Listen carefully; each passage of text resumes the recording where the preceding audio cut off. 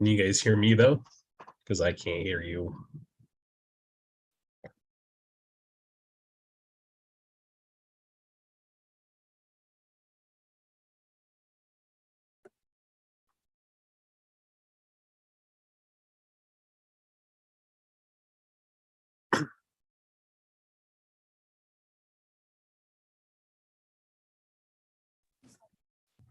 There we go.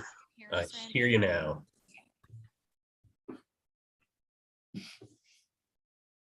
You know, if you were here, we could have got going a little bit sooner. No, not true. Not true. I heard why. Nice try. Come on, roll with the punches. Always do. Always do.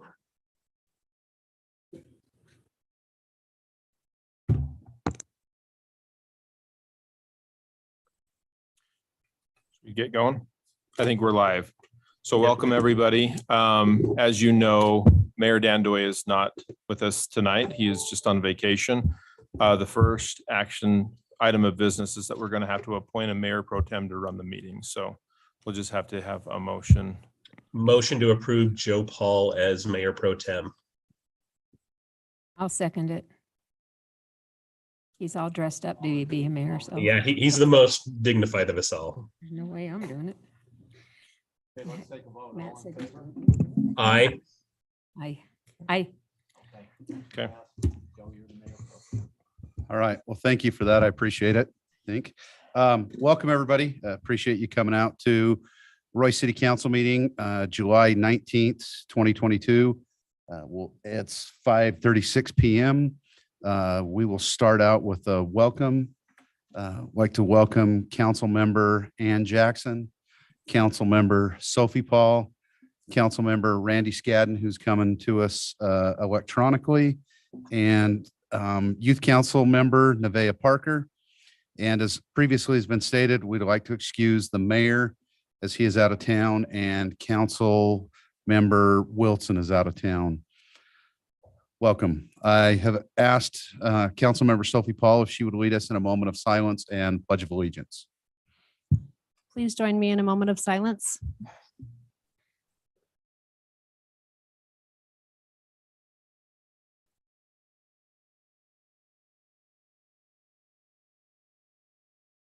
Thank you. Please stand with me. Pledge of Allegiance.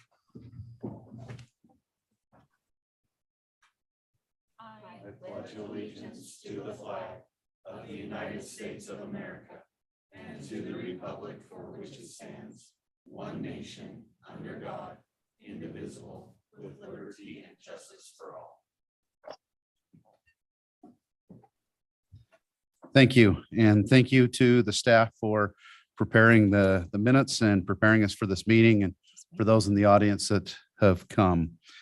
All right, we will start off with consent items. These are items considered by the City Council to be routine and will be enacted by a single motion. If discussion is desired on any consent item, that item may be removed from the consent agenda and considered separately. So the items on the consent are request for approval of an alcoholic beverage license for Holiday Oil number 72, located at 4328 West, 5500 South. Also, the reappointment of Planning Commission members Taurus Brand and Christopher Collins. They have done a great job and desire to continue on in that position. So if I can get a motion for the consent items. So moved. Do I have a I'll second? that.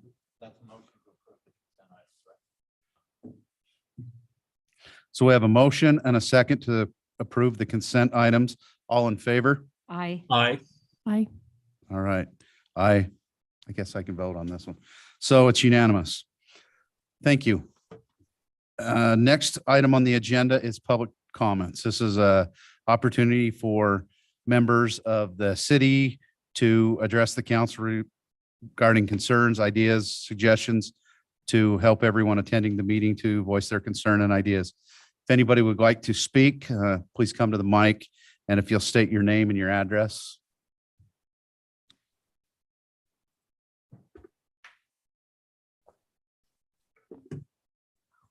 Hi, my name's Terry Wilson. My address is 3819 Fox Glen Drive. Welcome. How are you, Mr. Wilson?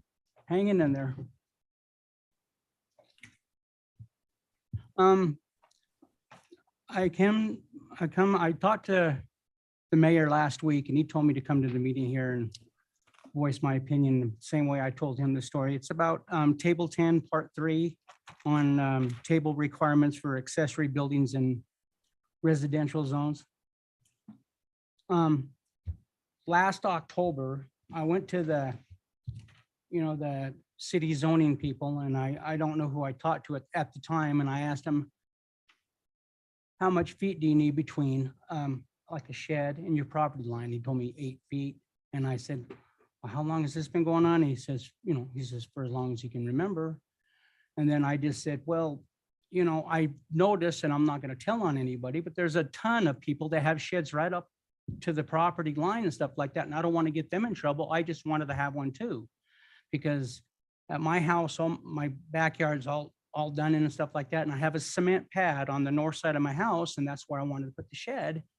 And he says, well, Terry, we really don't check, but if the fire department ever comes along and they have to get back there, they might have to tear it down.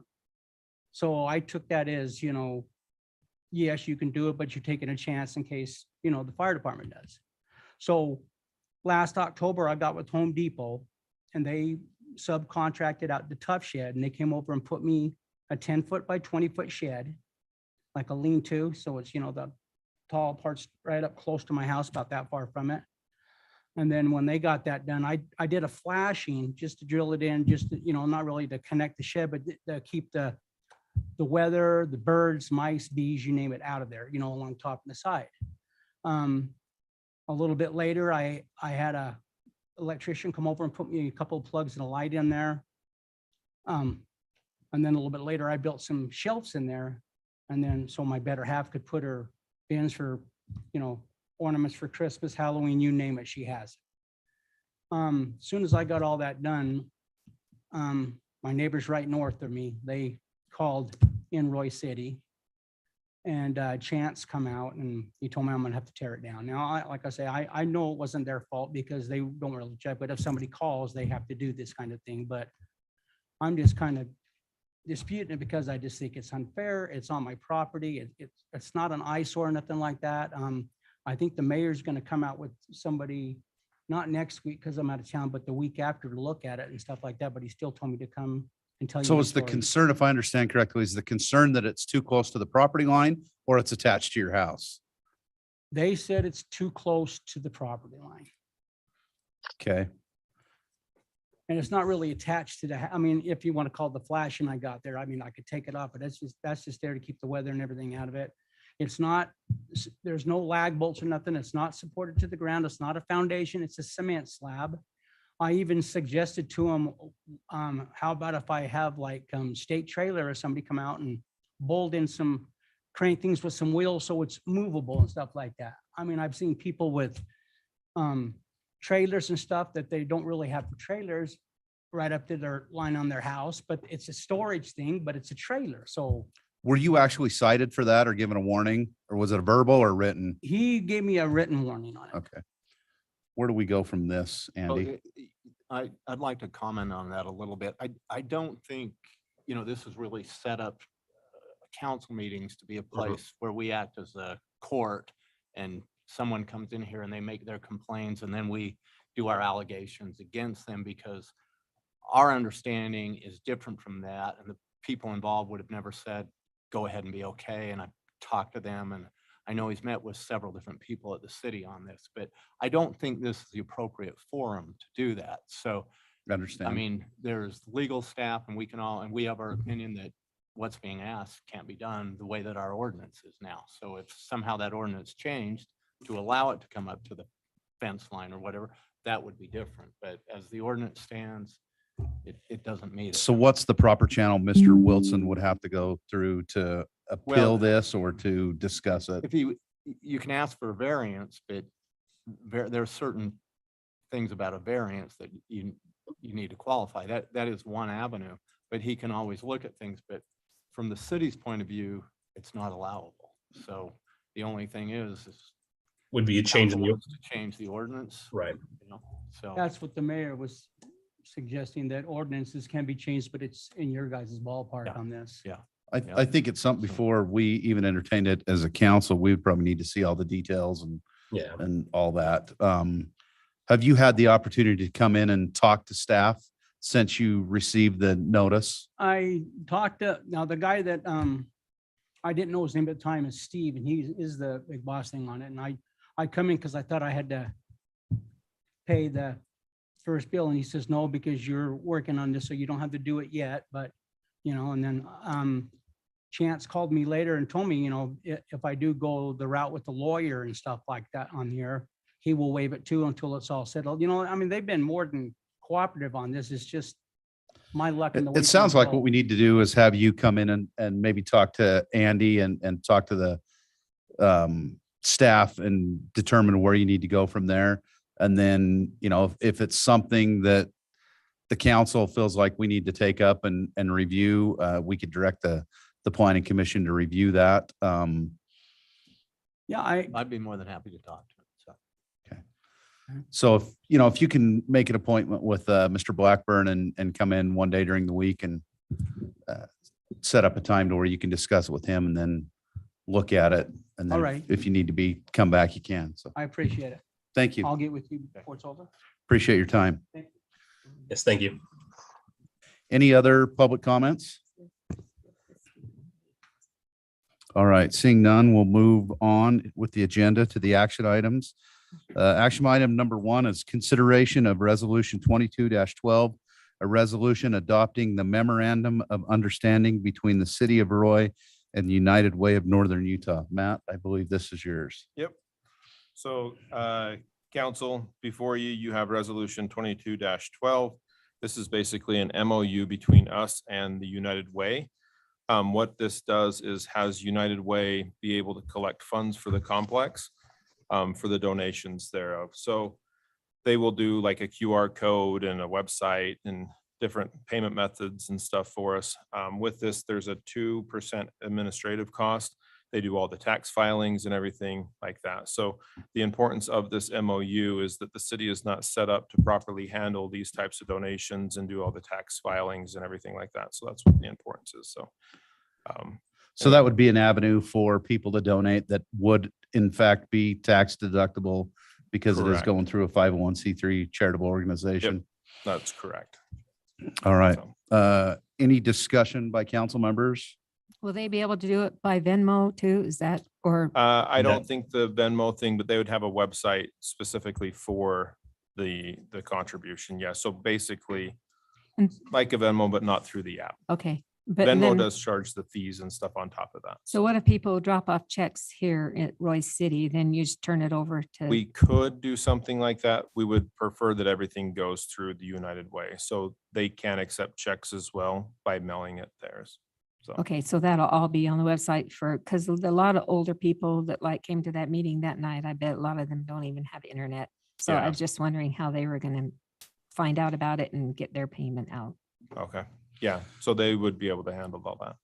There's other things you could do too that I believe tie into MO or not an MOU, but tie into United Way. Like if you do purchases through Amazon, you can do the Amazon, I think it's Smiles, Miles. and you can allocate a portion of that goes to United Way and tag the city for it. So Yeah. every Amazon purchase you make, a little bit of that goes towards that. So And you- multiple different ways. Having the umbrella of the United Way makes it a lot easier for us. Yeah, and you mentioned tagging the city with that.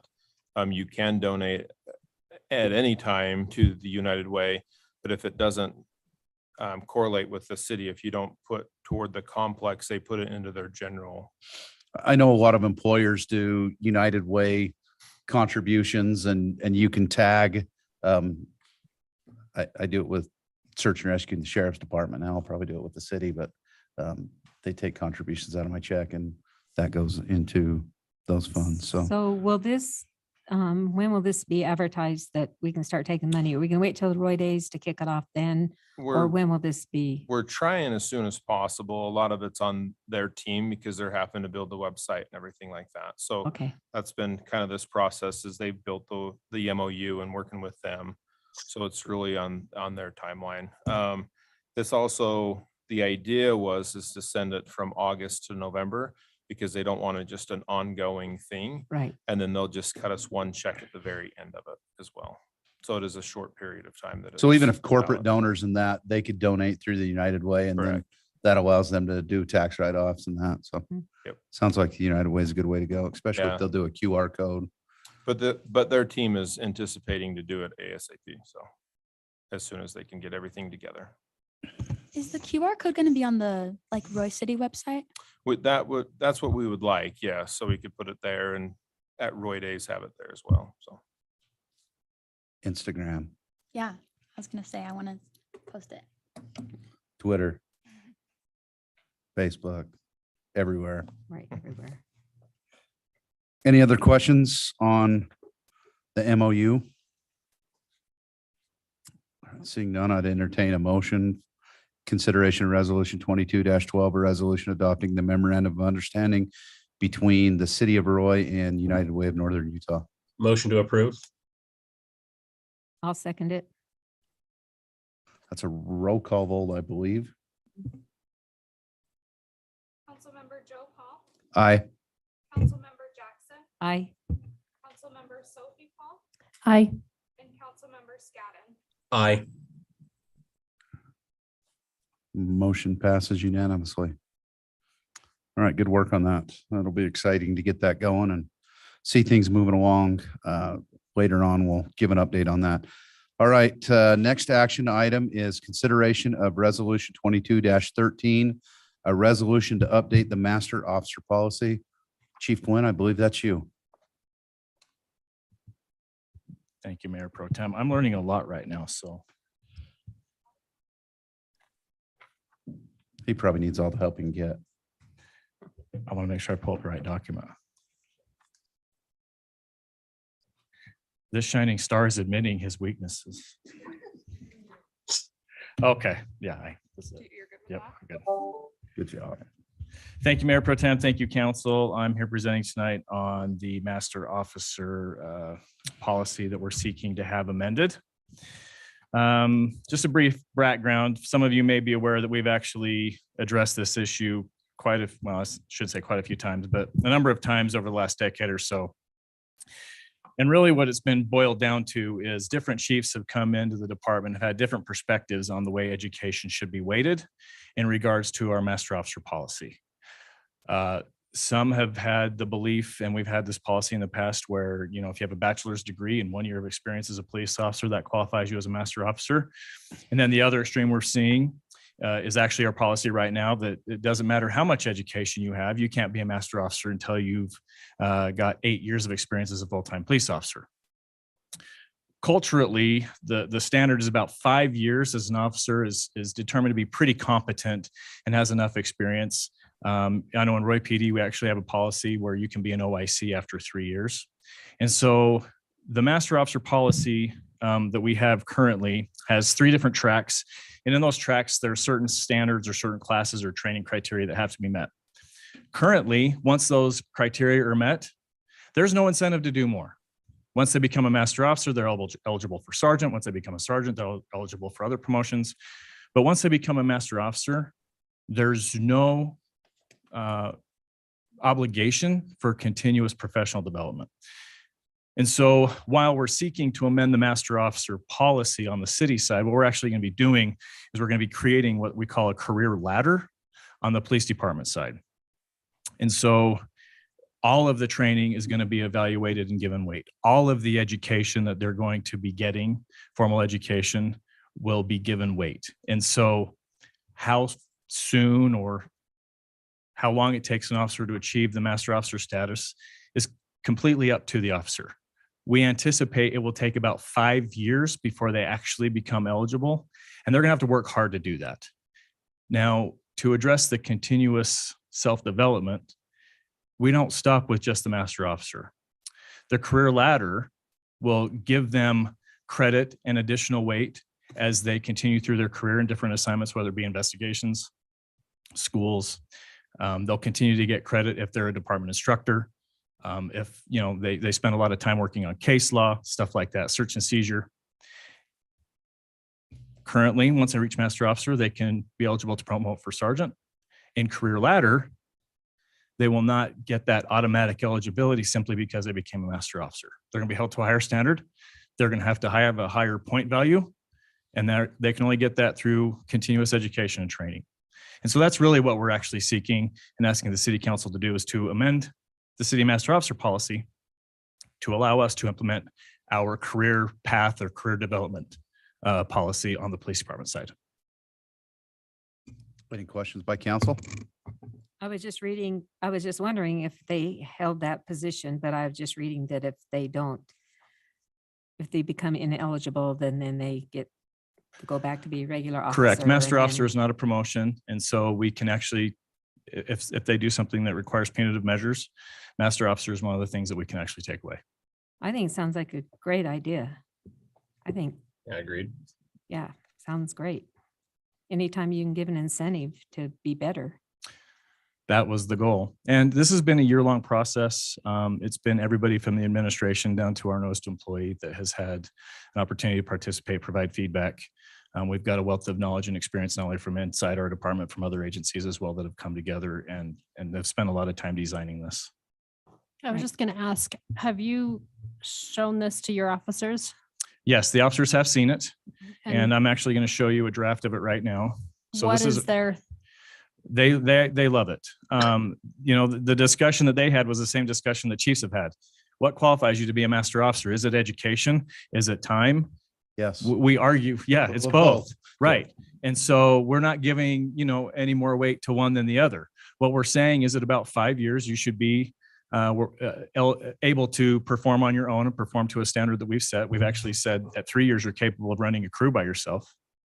For us, the emphasis wasn't when and where education and experience mattered. For us, it was having a higher standard than the master officer.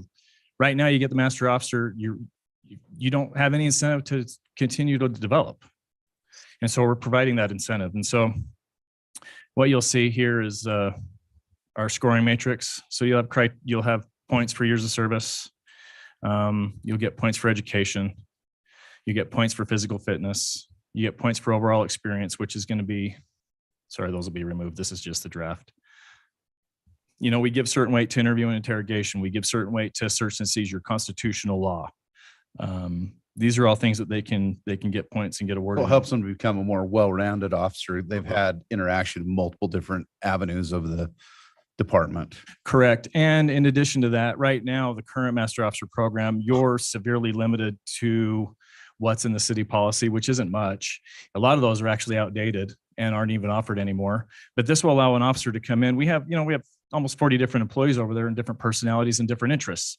And so this will allow them to develop and thrive in an environment that they may like, that another officer may not. And so they can tailor make it to their personal preference. Is that something that you'll keep track of? Like when they,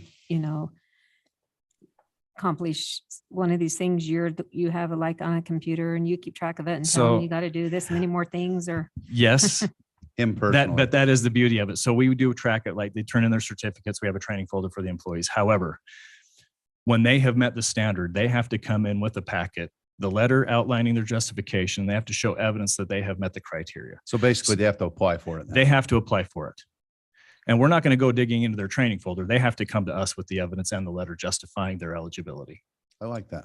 Yeah. Do we, just out of curiosity, Chief, do we give any automatic points for like military service if somebody wants to come out of, say, active military service and across? So you wouldn't get points necessarily for being military for just master officer. However, your leadership courses that you took in the military would absolutely be across. Okay.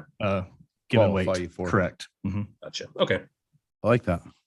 Like it a lot. To be clear, we actually have an employee that's actually in that circumstance right now. So this will benefit them. For sure.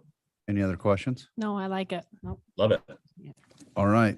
Seeing no other discussion, I'll entertain a motion for consideration of resolution 22-13, a resolution to update the master officer policy. So moved.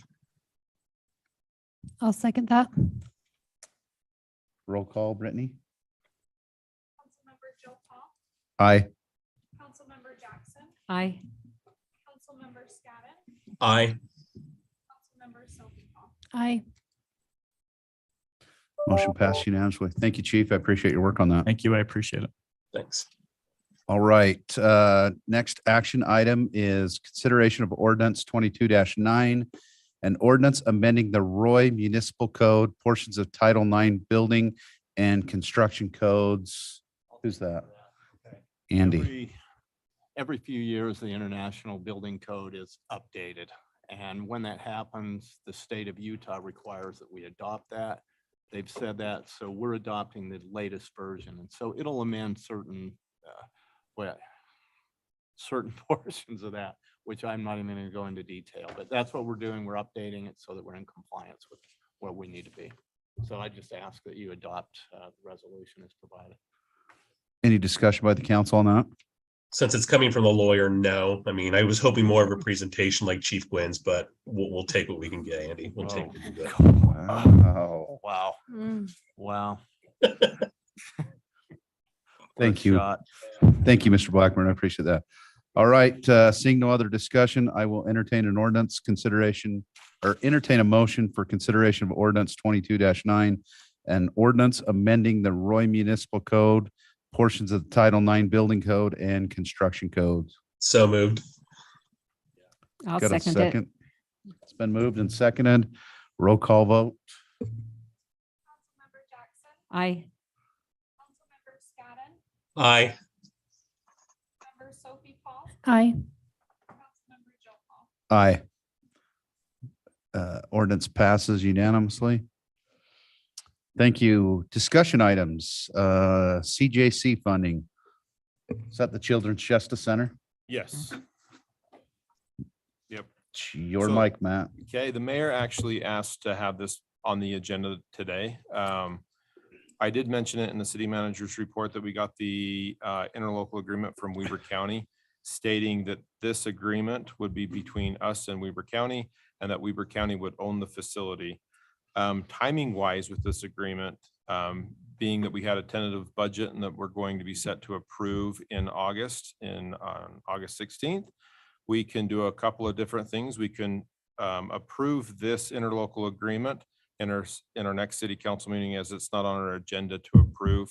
But we can't do anything with the budget unless we add it to the official budget on August 16th, or we can come back at a later date and actually discuss that topic. And remind us again how much of that is. So what I recollect from before, it was about 164. It's actually now in the interlocal agreement, they have it at 142,895. Wow, we're getting a discount. And so what they're pitching in this interlocal agreement is to use the ARPA funds. As you know, we get about $4 million. I think it's 4.3 of that funds. We have in our budget currently right now 1.5 set for the sewer lift station over there by Herefordshire. And then also we were planning on doing the 5600 South when they start doing the widening on the water project. So my question is 143,000-ish. Is that a one-time or that's not an ongoing yearly, is it? It's just, That is correct. This is not obligating us for ongoing fees or anything like that. It's just a one-time set cost for the so taking it out of the 4.3 million ARPA fund makes the most sense because we can roll ARPA funds back into the general fund to cover this and it ends up washing, correct? Yeah, in a nutshell. So we did the revenue replacement on the ARPA funds. And so theoretically, it does roll into the general fund. Did All you ever find out if any, because I know they did it, they asked us per population, of the city on how much we had to, Yeah, on Right. caseload. yeah, for and the so, city. on caseload. And Yep. so, did you ever find out if any of the other cities had donated any money yet? I have or- not, the only one that I know is Ogden City. Some of the other cities have been discussing it. I think it's still pretty early on in the game, Mhm. so. Because everything that we would donate, then they have match funds to start building it. Correct. And in So- this interlocal agreement, it does talk about Weber County County donating $1 million. Do we know what the total fee It is? does not have it in the interlocal agreement. It does talk about Ogden School District where they're putting it on their land. So there's an agreement between Weber County and Ogden School District. But it So does where not will it talk be about at? total. It is actually In at, Ogden. I think I drove, yeah, I over by the Botanical Gardens, I believe. was gonna say, I think I drove by there the other day on my way to the Botanical Gardens It is in here if you, on Monroe, about Yeah. what was 20, that at? about 20th. Next closest one of these. I read it today. I'm sorry, I don't Been asked. see it right now. It's okay. It's, any other discussion on that, council members? Do you know? Oh, go ahead. Do you know where the next closest one of these buildings are? So my understanding is that Chief Gwen might have a better understanding of this, but I believe each county has a facility or access to a facility. Most counties do have a facility. I believe our next closest one's going to be in Farmington and Davis. Thank you. Is that there at the complex, the Justice Complex? It's been a while. So when I was in investigations, they actually had a standalone facility in Farmington as well, and it was downtown. Okay. I don't know where it's currently located. And so, I don't mean to put you on the spot, but your professional opinion in this, we get services from this and it's important to, Yeah, so the CJC is actually a clearinghouse for our investigations. All of our child victims of sex abuse cases go to the Children's Justice Center where they're interviewed by a forensic interviewer. They are evaluated by a forensic nurse practitioner. DCFS will show up. Prosecutor's office, we staff cases there at the CJC with them. And so this is the place where your investigators, DCFS, the county attorney, we all get together. We collaborate, we screen, we safety plan, we interview. All those things are taking place at the Children's Justice Center. And it actually frees up a lot of our investigators' time. Last year, we had 135 cases wherein children would have been interviewed at the CJC. And that's not including the children that they can interview who were merely just witnesses to a violent crime or particularly egregious case. So it's a place where kids can go so they're not having to come to the police department and they can talk to someone who's certified in talking with children.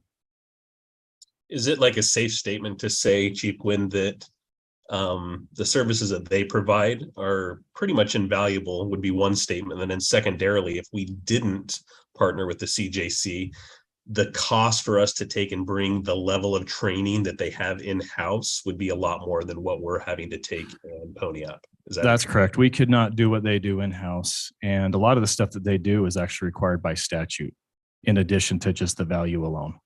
Fair. I mean, Okay. 142,000 is the value of one professional employee. Exactly. And we have how many at our access when we utilize a facility like that. So I see value in it. And I like the idea that we can take it out of ARPA funds. Any other discussion? Well, It's they can't 1840 start, oh, they sorry. won't start it until they get all the money, right? Correct. And so, Yeah. They'll yeah, put in the interlocal agreement talks about a holding account through Weber County, and they won't start it because they have to sell off the old Justice Center as well. And they'll take that money for the construction, and then they won't start until they have all the funds available. And it also states that they can't do anything else with it. so it's probably a couple of years from being done. Yeah, even. it's easily a couple of years before things are completed. So I know there has been talk about all the cities participating, and if they don't all participate, some of them are going to back out. mhm. Is there, where are we at with that? Do we know if there's a lot of them that are participating? Are we good to I've say? heard back or in the original discussions, I heard some of the smaller cities were actually not going to participate. And that's actually just through a contact through Weber County. But all the heavy players were actually participating is what So they were Ogden saying. City, they were the Biggest. The most biggest, money, and then we were correct. second, And we right? were second.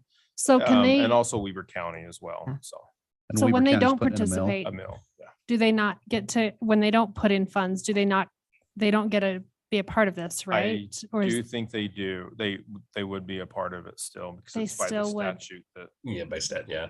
yeah. It's statutorily required. Mhm. yeah.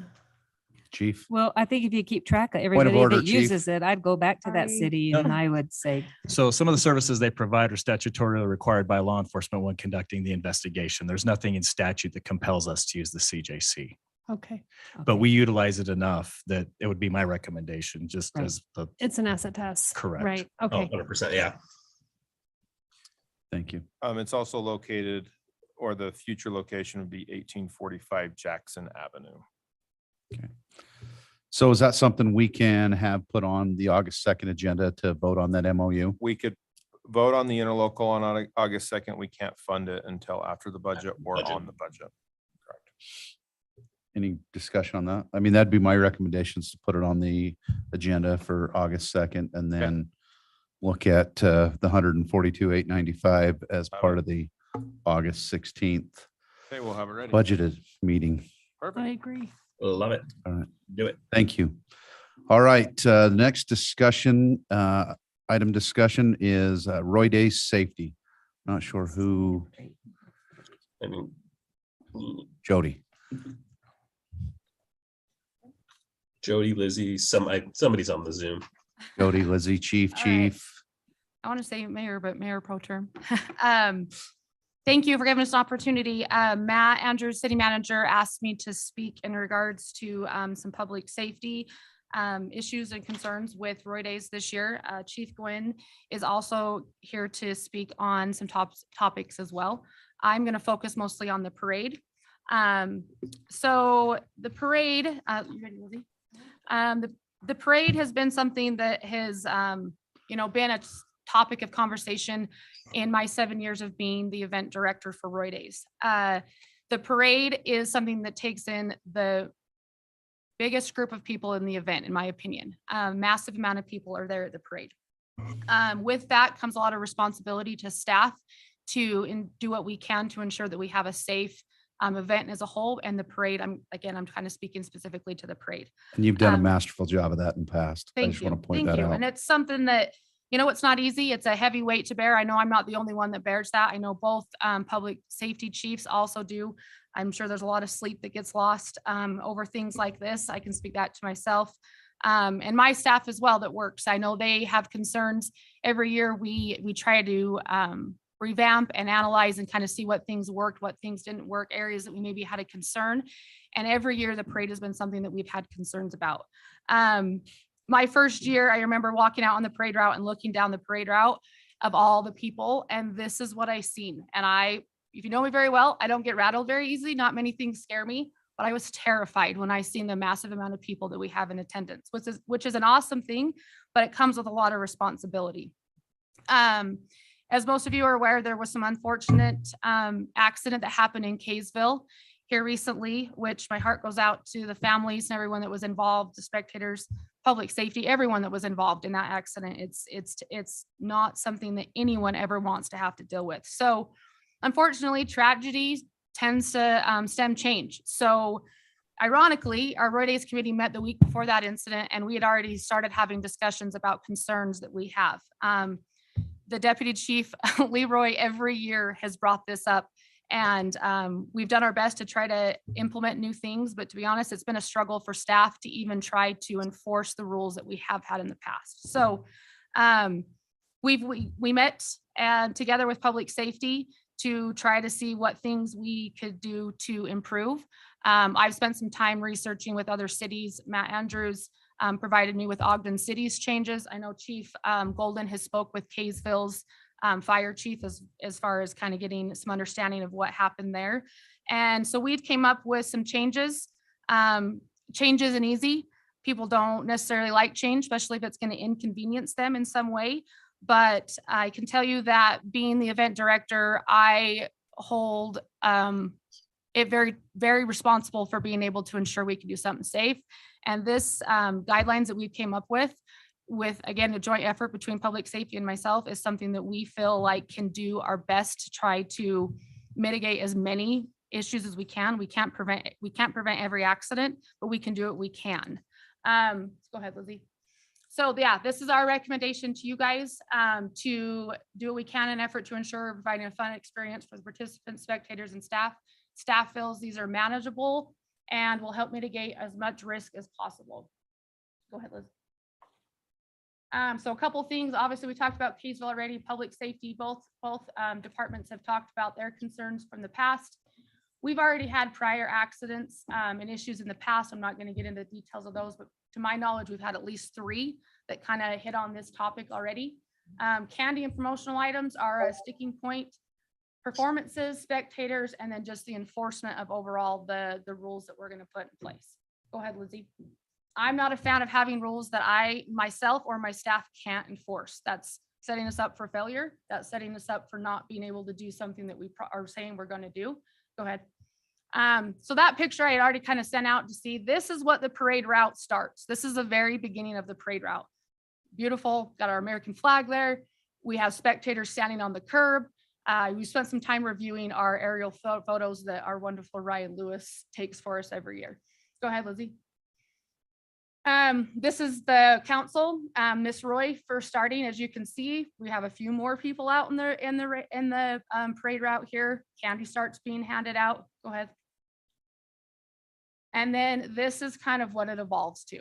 So after city council and everybody gets through that initial setup, this is now what I can tell you that I see standing at that point right there behind that semi is people start throwing candy from the center median, and naturally the crowd starts progressing onto the parade route, which we have motorized, we have semis, we have all sorts of stuff like that that poses a safety concern highly. Go ahead, Liz.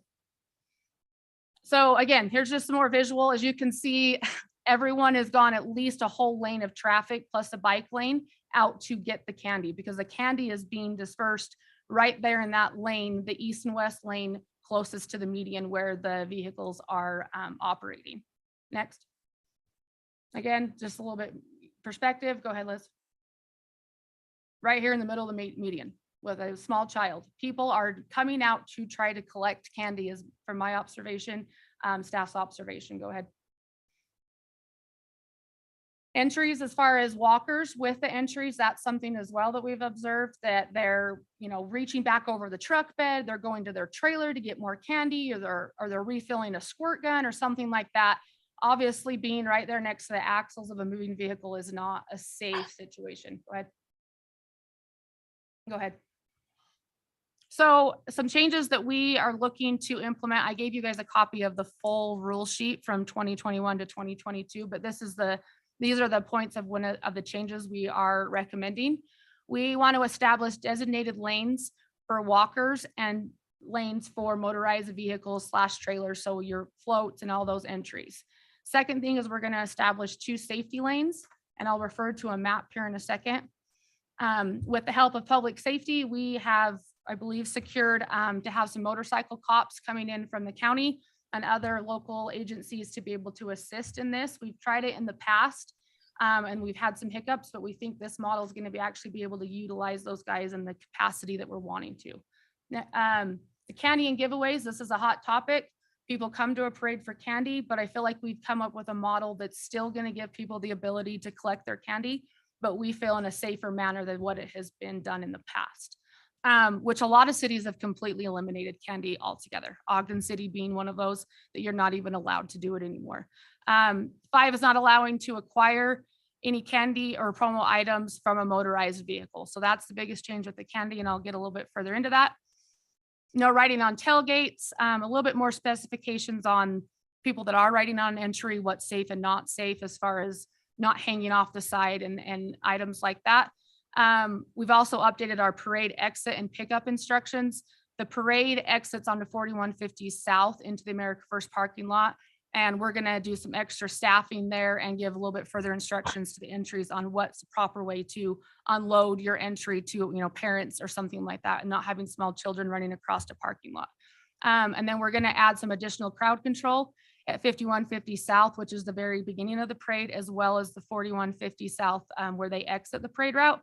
This again is to combat that initial picture with the semi when all of them were coming around that corner. That's going to hopefully prevent that, the crowd coming out on those turning points. Next. So this is our proposal here. So essentially the middle lane is going to be the center lane for all motorized vehicles. So whether that's a truck, a car, a single lane car, a four-wheeler, a side-by-side, a golf cart, you can go down the middle lane. The benefits of this, we feel like we have designated areas. We're going to use the traffic lanes as indications of where you should be operating or not operating, depending on your role in the parade. So from the center lane, that's going to be motorized vehicles.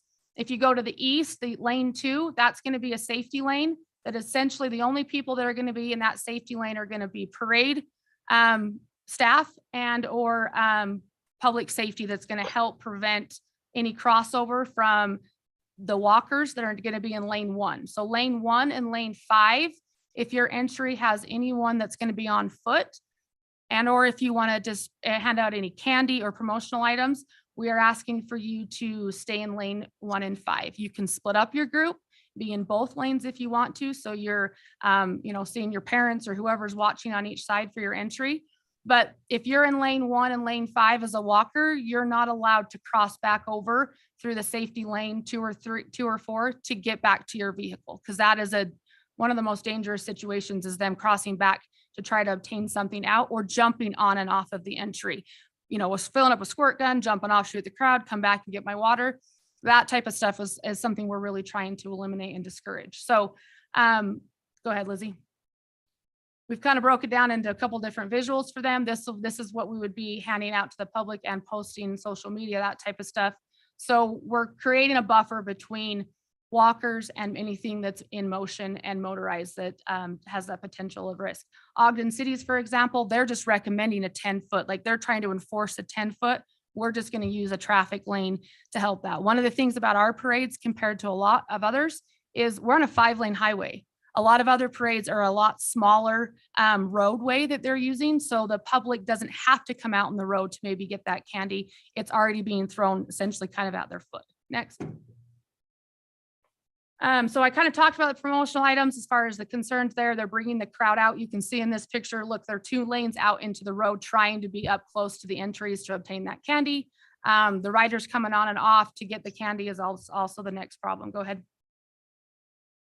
Spectators, in my visual of our event is that's our biggest problem in Roy is the spectators coming off the curb. Next. Performers, that's the other one that, obviously in Kaysville's events, that was kind of a part of that incident, unfortunately. And we want to make sure those entries are safe as well. So now this is giving them a safe area for them to dance, whatever, if they want to do some sort of a little performance, they're safely being kept away from anything moving. Next. So yeah, there is the map again. So essentially what we're looking for is we want to make sure you guys were understanding of where we're at and what this, where we want to proceed with giving this information out to the public. We have 80 entries currently signed up for the parade, and getting them the changes or anything that we're going to be doing is something we want to get out as soon as possible. Do you have anything on that? Keep going to you.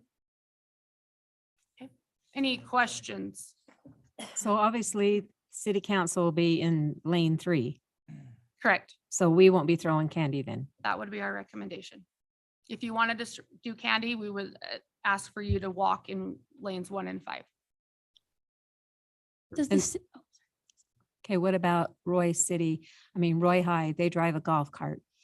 I was just over there today talking to them about this. Are they going to be able? The golf carts would be in lane 3. Because they're motorized. Okay, so they probably won't even be in the parade then. I don't know. They usually, how they are, how they drive around and throw candy. So. And that was one of the incidents that we have already had, was the serpentine kind of going up to the curb. That's when a spectator was struck in one of our in prior years. So that's something we were trying to prevent. does the same go for water, like water guns in lane 3? No one can throw them off of like the. Yeah, so essentially you Vehicles. shouldn't be, if you're in lane 3 as a rider, Mhm. that's how we've identified them. You're staying on that entry. So Okay. you're sitting on the trailer. Just If you- waving. And, Yep, if you're riding in the back of the truck, that's what you're doing. If you want to participate in something like that, you could easily, do your squirt gun, whatever, but you're going to be in lanes 1 and 5. Okay. So if the admin want to walk in lane 1 or 5, they can hand out candy. They just can't drive in a golf cart. Correct. I don't like it. Like, why not just have adults throw from lane 3 like we've done in the past? Understandably, we're very, very, very conscientious of what happened in Kaysville.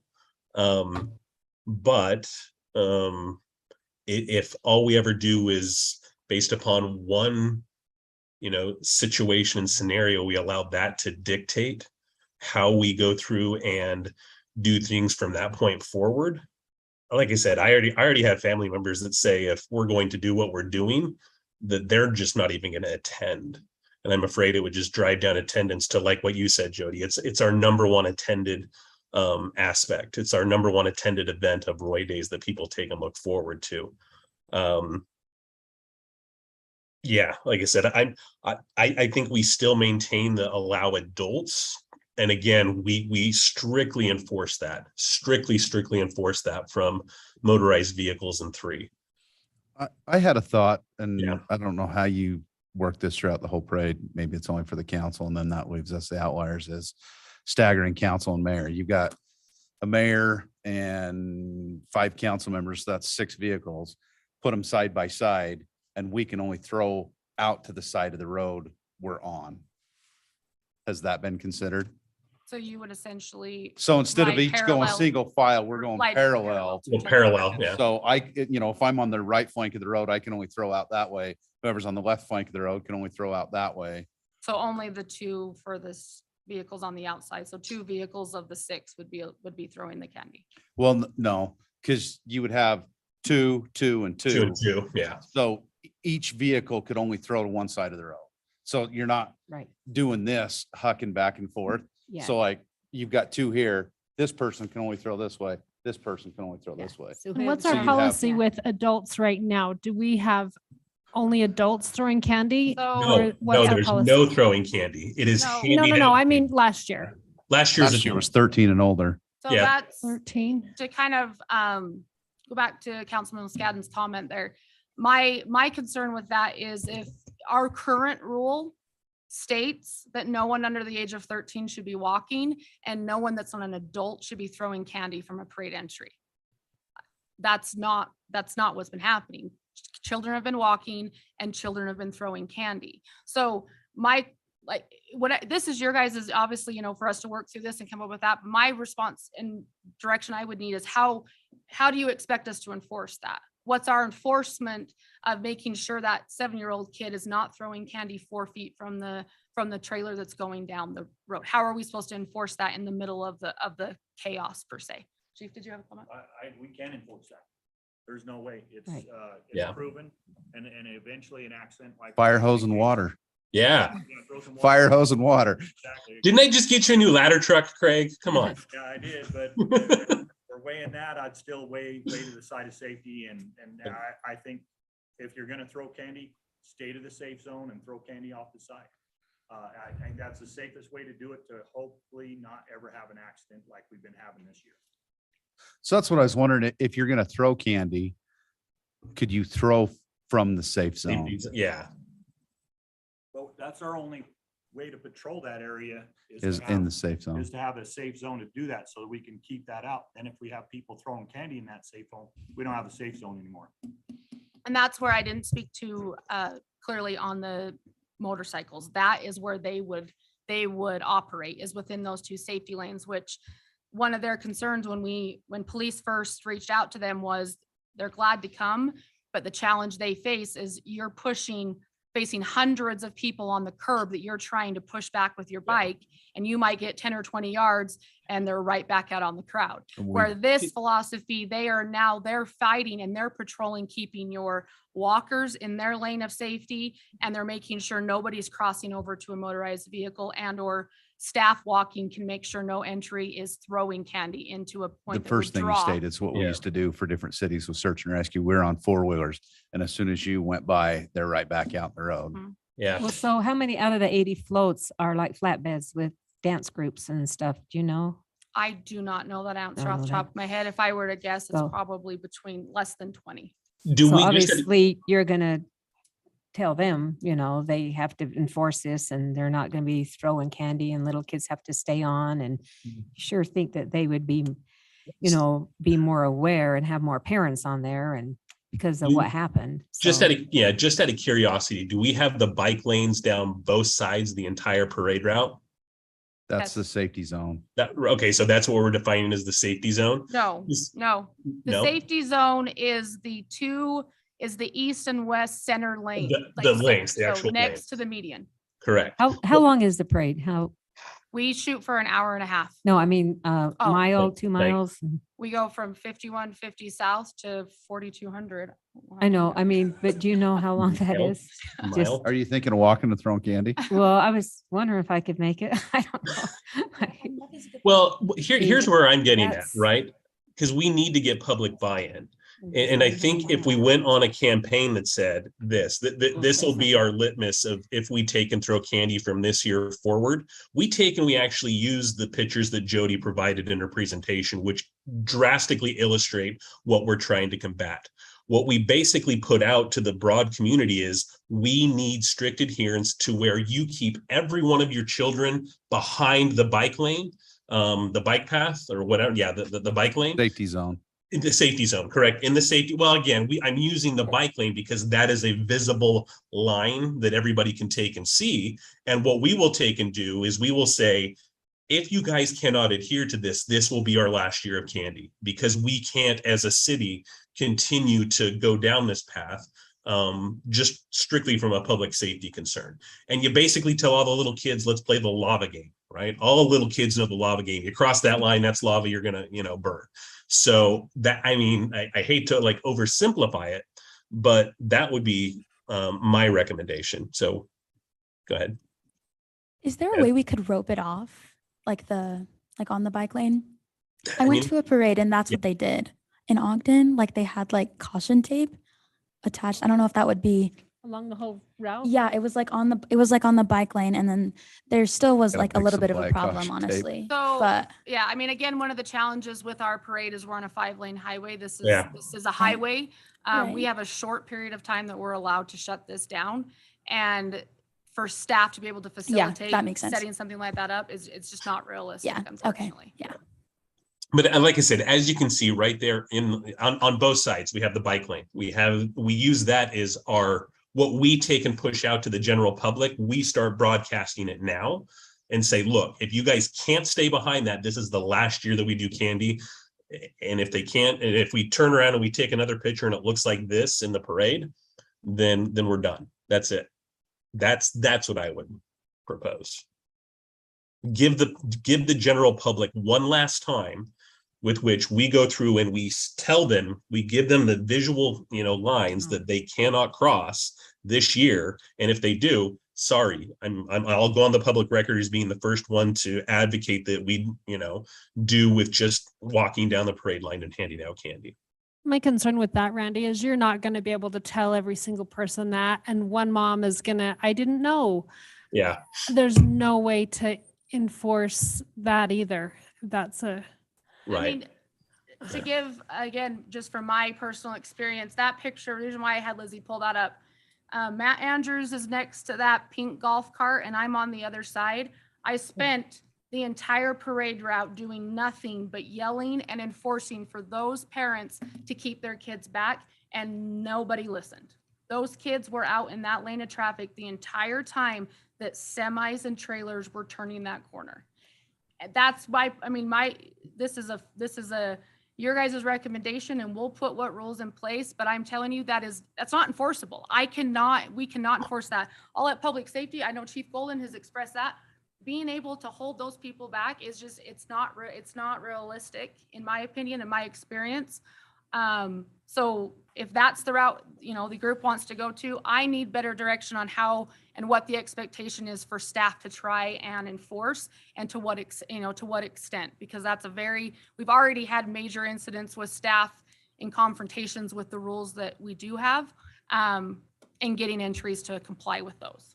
So I wish we had people with, megaphones yelling, I mean, located in certain areas about telling, the parents, get your kids back. I mean, is that something that we could, We do that every year already. My thing to Councilman Scadden would be, why not do this plan first? And then if we can modify the candy, because it's really all boils about candy. Once that candy Sure. starts flying, you miss getting it to the curb and that kid's coming out. And Yeah. there's nothing that a parent, or they should, but they don't. There's nothing we can do about it. So I think the reverse logic is do this plan. And if we can modify the candy next year, it works out really good. And maybe we can increase the candy, man. Maybe next year is the better option. So other than the council, the entries from the city, which entries throw candy? Has fire thrown them off fire trucks in the past? We do, yeah. They have the amount of candy they And throw then- compared to others. Well, It's not- but yeah. of course, I don't want to be biased to say only city can throw candy, but you could even stagger ambulance and fire trucks and they can only throw out their side. We have a cart though. We very limited comes from the Yeah. truck. That's It true. comes From our cart. They use their public safety. I don't team. know.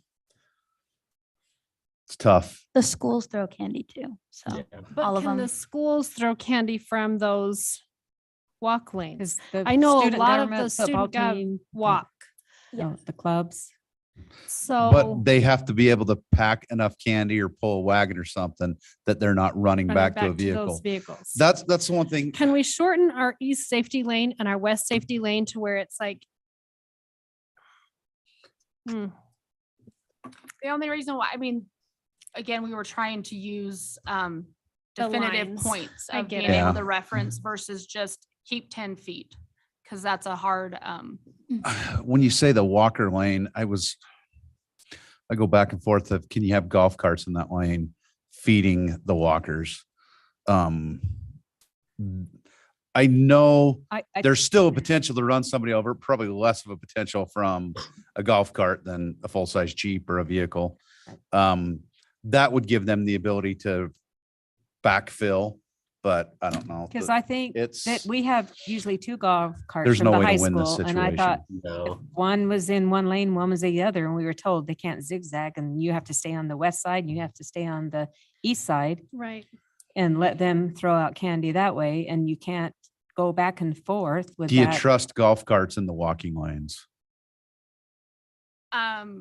from mean- experience, we had one hit somebody Yeah. in prior years. So Yeah. again, We would they- just have to we- tell them, we- the this principal. model, this model was where we got to this was a fine balance between trying to not just completely wipe candy and that stuff away, but put safety measures in place to prevent or address major sticking points with public safety as well as me and my staff. So Who's our city walkers? the city walkers, as far as in the middle, we've talked, No. that's where. Who's oh, the city walkers throwing candy? Yeah. This city council member's now walking the route, just saying. Do I look like I have the body type that doesn't? I wanna wasn't walk? insinuating that right Well, now. I was. Well, if we have the city council cars side by side, then we could have the two golf carts side by side too. Couldn't we? So From the high uh, school? is your question that you want to go two vehicles side by Right, side like- down the middle lane? Right. think you could do that for everybody because not everybody's going to have that option. Well, no, but I'm saying that if, like you said, if there was 6 cars, then we could go 2, 2, 2. And then maybe the high school, because they have 2 golf carts, because there's 4 of them and they put 2 in each one. Could they do go side by side and just stay in that number 3 lane too?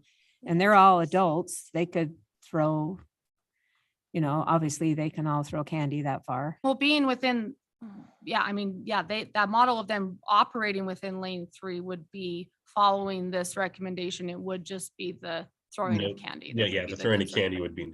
Right. We just have to have, the athletes like Brenda and Mike throw the candy because they got good arms. Well, and that's what we're So- saying. We're not even allowing that, Ann. I guess that's what we're trying to say. If you're in lane 3 and you're an adult, there's 0 candy being thrown if you're in lane 3. Can we do something to where if you're in lane 2 and 4, like I'm gonna say in the middle of the yellow line, so if the vehicle is following that, so you are side by side and you throw out to your designated side as an adult, Correct me if I'm wrong, Jody, but we really didn't have any intent for the safety lanes to have actual active parade participants, with the exception of, say, like what you have up on. Correct. Yeah, in- that's the principle. That's the philosophy behind that's the the lot, two safety right. lanes. You're giving is- that buffer. Yeah. Yep, and that, again, like going back to, I'll reference Ogden City again, their parade rules and changes were a 10-foot, like they are requiring a 10-foot, and they are not distributing candy. Correct, Matt? So again, this was we were trying to find some sort of a compromise and still being able to bring that aspect to the event. But I'm telling you, this recommendation is coming from our feelings of doing everything we can to try to eliminate as many threats or potential accidents, but no models fail proof. Things are still going to happen and we can do what we can, but the enforcement of, and the only adults are throwing and that type of stuff, we've battled that for 7 years of that not being followed. When Jody mentioned before, when we were coming out by the bowling alley and there was a semi truck coming out, there was a pretty good near miss where kids probably younger than 5 were just dropping it off the side of the semi. And what happens is this tail end of the semi closes in, and they were articulation like, point of the literally, semi Jody and I makes started freaking out. semi because scare we me to death. seen somebody going under the tire, literally screaming, and the parents, they're just going after the candy. I mean, So I'm all for siding on the side of public safety, but I'm afraid next council meeting, we're going to have fans saying, save our candy. But you blocked it off, so they can't be there. Where That's You one of the moved it recommendations this year, is farther because down. we had such a problem at that corner and people cutting that corner for those kids, that we would just completely block that off. Yes. Right. Joe, you can send all the ones with their candy flags to my office and I will talk to them gladly. I'd rather have someone with a candy flag than someone coming here and speaking to us I about a understand. child getting hurt. I do think it's a I little more understandable with the Kaysville circumstance Yeah. that just went on like that. I know a lot of people, even my age, knew about it and heard about it. And so I think people won't take this as much of a surprise, honestly, at least And No, I- again, from what I see. yeah, to put it into perspective, we are not allowing the throwing of candy. You basically have to walk the parade route and hand it out. Yes, you do, Randy. No, that wasn't a Randy is going to do that. That's like, if you want, I want to, but no, I don't have the wherewithal. Okay. Well, we'll save buying a lot of candy, I guess, for all of us. I don't know. I'm conflicted. I Same side thing. with public safety. Yeah. It's hard because, yeah, I've been coming to this parade since I was 4.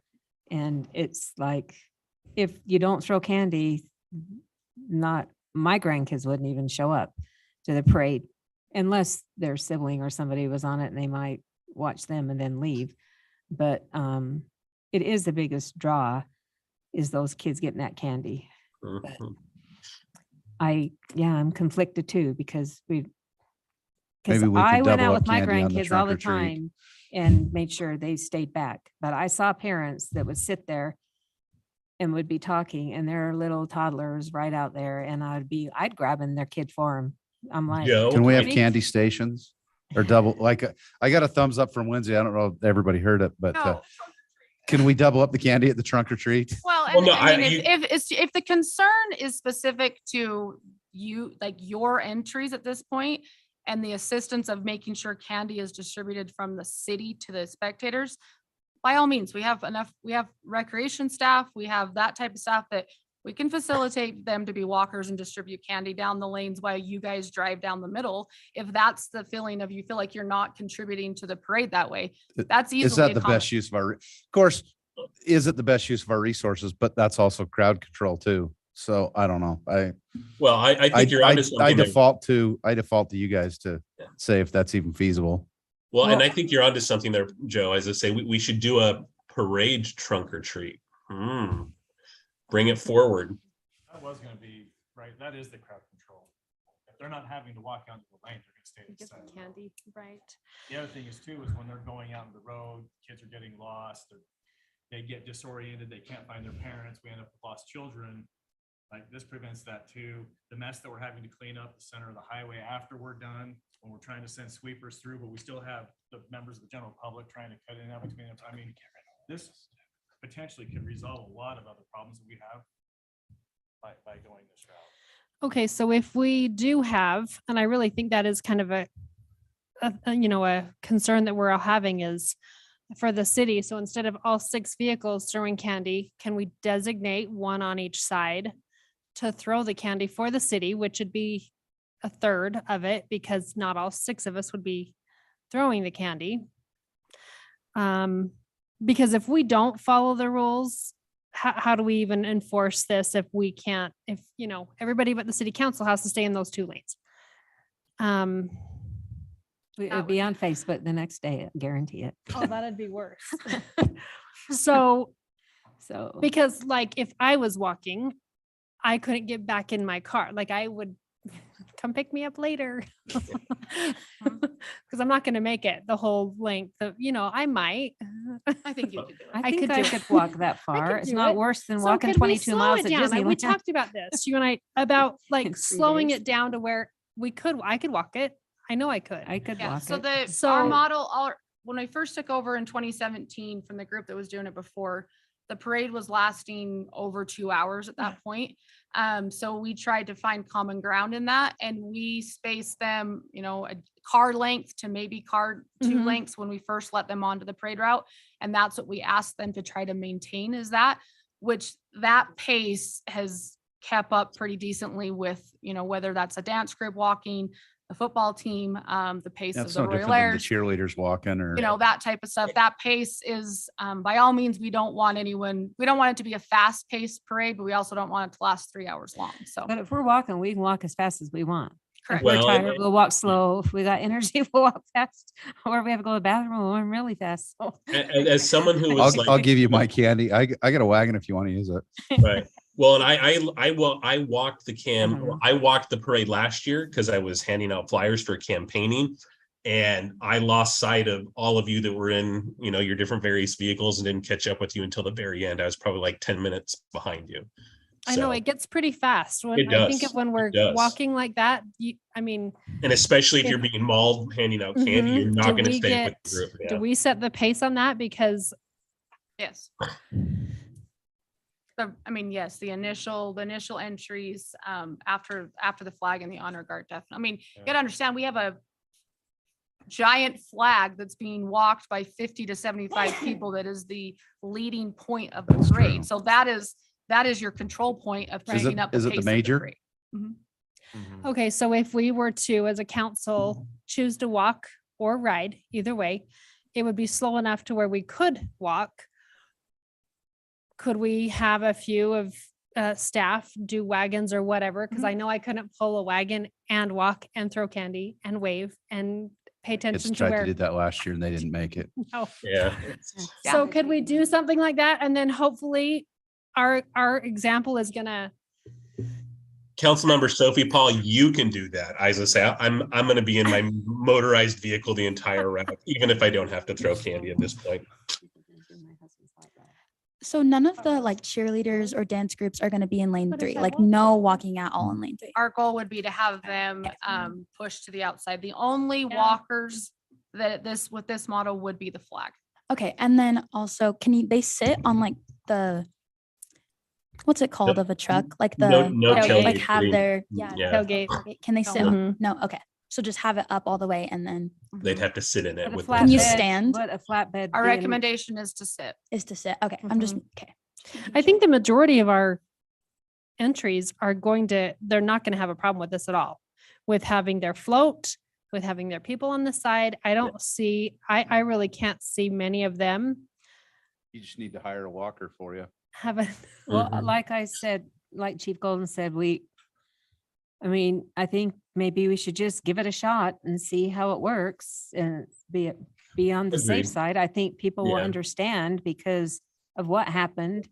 Yeah. And if we did something different and then we would get blamed for not being safe. Yeah. And Yeah, no, I my arm was sore last year from throwing candy. So And like I said, But my entry, tragedy stems change a lot of the time. It And does. this, I just want to, this is not a concern that all of a sudden was brought to light in the last 30 days. This is something that we've battled for my Yeah. 7 years that I've been in charge of the event. And this is a moment, in my opinion, that we can instill change in the public and get them to buy in probably more than ever because of the recent events that took place here. No, There's going to be parents that think twice about what their kids doing in the parade because of what happened. And so if we can correlate that with some changes like this, I feel like it's the best opportunity for us to try to improve the event as much as we can. no, and hats off to you and staff, Jody. I mean, like, as we can all see, we're all like lamenting over what is the best path forward. And at this point, I'm of the opinion that we go with staff recommendation with what we actually have shown on the screen currently. We honor the safety zones. We don't throw any candy from any of the motorized vehicles. And if there's anybody within that's within the parade, if they want to pass out candy and flyers or materials or things of that nature, then they have to walk the parade route. And again, we still, I think, go out to the broader general public and just say, hey, this is, in light of current situations at other municipalities and in honor and respect of, what happened. This is just going to be the state of affairs. We have to, lean into and recognize what you as staff and what public safety from Chief Gwynn and Chief Golden are actually saying. And I think this is the path forward. Do you have enough staff to do the east and the west and east safety lanes?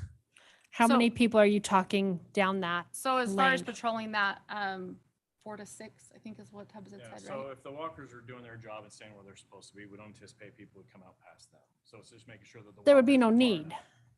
In the meantime, we'll have up to 6, minimum of 4, up to 6. So we could have 2 to 3 deputies from Weaver County patrolling that safety lane, the entire parade route, both sides throughout the duration of the parade on the motorcycle. On motorcycles? Okay. The other aspect we talked about we've tried to utilize the city's golf carts with parade staff in those in the past. I've essentially assigned them to 20 to 25 entries that they have followed it down the parade route and kind of looped around trying to do what we're talking about, keep Mhm. people back. That type of stuff has not been very beneficial because of the mass amount of people they're trying to enforce.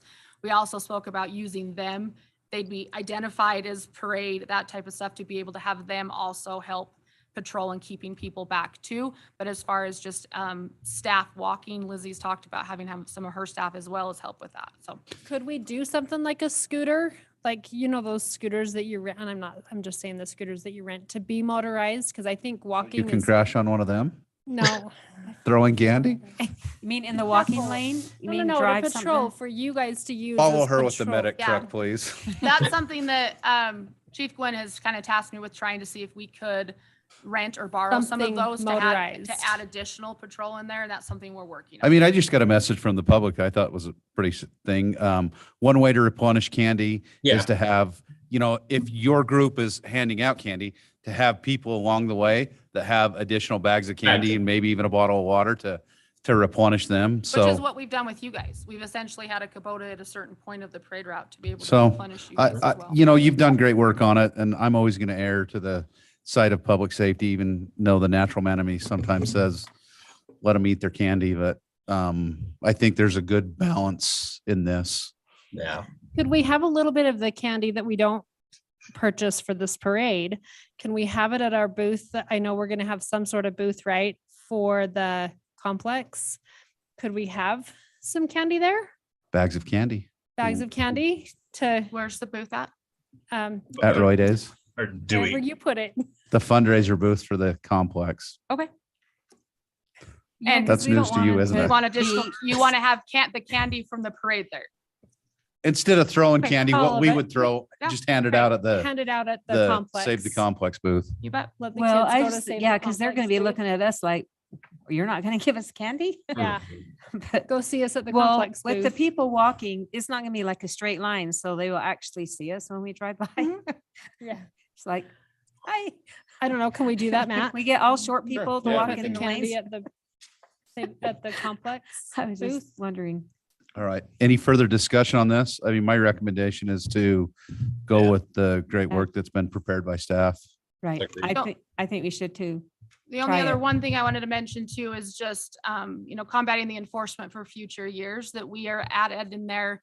They're subject to not being approved or accepted in future years parades if they are in violation of these rules. That was So- going to be one of my recommendations is if you're caught violating this, you may be stopped and asked to leave the parade Right. right then and Well, I won't be don't think you invited can back. do that as far as because there's nowhere for you to go, but you would not be Yeah, but if invited you back. inevitably, you're going to have somebody show up that's going to try to throw candy from the center lane. And at that point, I just say they're asked to leave the parade. Park your vehicle and Well, and when it- the you know, parade's over, it's- you can come from get an it. enforcement, it's a lot easier now for staff to go up the staging area and be able to physically see the semis loaded with bags of candy and address that with whoever's in charge of that entry of reiterating that you're not allowed to throw it. Whether they could do it and end up doing it and violating it, that's a little bit easier for us to be able to have a clear rule there to be able to not decide whether are you 13 or are you 15? I'm not sure. Are you old enough to throw candy or not throw candy? So you'll just email every parade entry. Yeah, our person plan on and- that will be with your guys' approval tonight. We will email it out. We also have talked about doing essentially a video to try and send out to them as well. I don't think it would be a bad idea, whether it's a member of the council or the mayor wants to do a video that we could post on social media as well. That's just explains, from our side of the why behind it and what we're looking to do. Good job presenting this. I know you get a lot of pushback, but No, and it's never fun being No. being the one that has to tell people they can't, do something that they enjoy, but Right. staff also holds a big role in doing what we can. And I know staff's going to be happy with the support of this and especially our safety, Steve, Well, I just staff felt member because that's of what always happened in worried about stuff. Kaysville, He's going to be super happy. because of what But- happened in Kaysville, if you wouldn't have done something and then if something happened, they would have went. I can't believe that you guys weren't safer. I mean, look what happened. We have to evolve. Things are not the same. Yeah, I mean, right. stuff changes and you have to make changes to keep Yeah. keep things safe. I'll turn the time over to Chief Gwynn to talk about some park. But do I um, need to tell our high school then, because I'm supposed to get back with them, that they can either drive a golf cart down the middle and throw no candy, or they can walk on the side and throw candy? Yep, and we, Okay. yeah, we've talked with Pusey a little bit about it already too, but yeah, that information will be coming out. Yeah, I was just with the vice principal today and she told me to let her know, so. Okay, West Park. For those of you that have been around for a while, we know that we have a tradition of rival juvenile youth, gangs, whatever you want to call them, that show up to our Roy Days festivities every year and cause problems. I can tell you that Clinton had a shooting during their Heritage Days just outside of where they were actually having their events. It was a school across the street. And it sounds like one of the victims in that case was actually involved in one of our shootings here in Roy. For the last couple of years, we've had conversations about whether or not we're going to bring in chain link. We've always erred on the side of caution. This year we decided we're probably going to do it.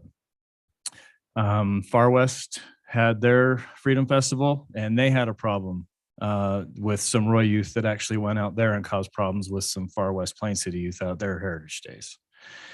So the concerns that we've had in the past is we've been able to identify these folks that are causing problems, but we haven't been able to do anything as far as controlling access to the park. In other words, we'd find them or they would run off or we would detain them, remove them, and they could literally change their clothes and come back because we had no way of controlling access. So this year we finally decided we're going to put up a fence.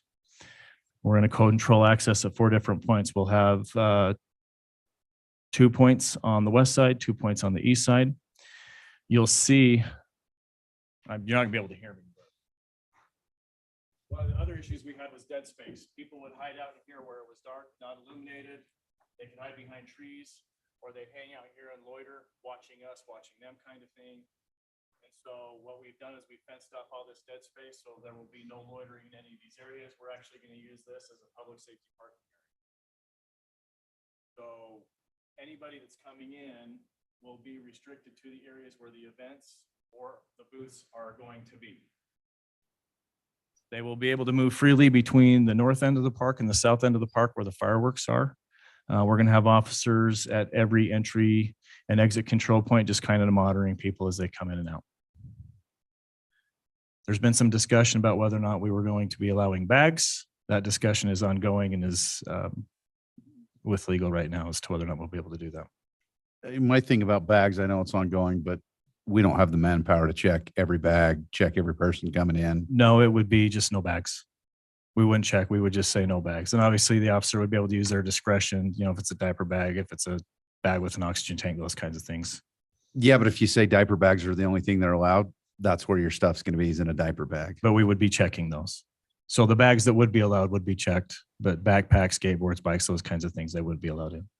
It'd be no different than when you're going to any other event, whether it be the Delta Center, Days of 47 Rodeo, the fairgrounds, rodeo grounds in Ogden. Do you think having just the 2 points of entry, do you think that'll will deter enough to where you wouldn't have to check bags? Or So that discussion's ongoing. That decision hasn't been made yet. That's a decision that you will ultimately have to make as a Okay. council, whether or not we go that far. Whether or not we can even do that is actually being addressed by legal right now.